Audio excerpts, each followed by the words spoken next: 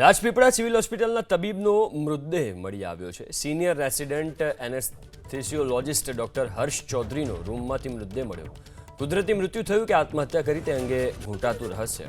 Doctor હર્ષ ચૌધરી 8 મે duty પર ન આવતા તપાસ કરાઈ. તપાસ દરમિયાન બેડ પર બેભાન હાલતમાં મળી આવ્યા. ઇમરજન્સી વિભાગમાં લઈ જવાયા. તબીબોએ તેમને મૃત જાહેર કર્યા. રાજપીપળા સિવિલમાં 6 મહિનાથી કામ કરતા હતા ડોક્ટર હર્ષ ચૌધરી આઈવી ડ્રગ્સ લેતા હતા. સુપ્રિન્ટેન્ડન્ટે આ નિવેદન આપ્યું છે. મૃત્યુનું સાચું કારણ પોસ્ટમોર્ટમ રિપોર્ટ બાદ જ સામે આવશે.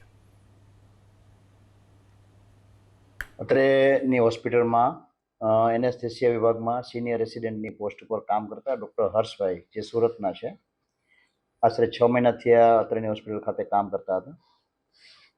આજ સવારે તેઓ ડ્યુટી પર ના આવતા તેમના વિભાગના વડાએ તેમના ડૉક્ટરોને ત્યાં રૂમ પર તપાસ કરવા માટે મોકલ્યા.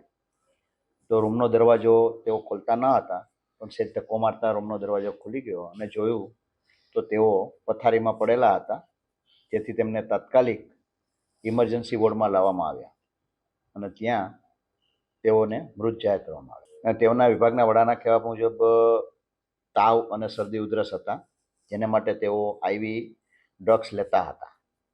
હવે આઈવી ડ્રગ્સમાં કાંઈ એમને લીધું હોય તેવી એક શક્યતા જોવાઈ રહી છે, પરંતુ મૃત્યુનું સાચું કારણ તેમનું પોસ્ટમોર્ટમ થશે ત્યારબાદ જ જાણવા મળી શકે.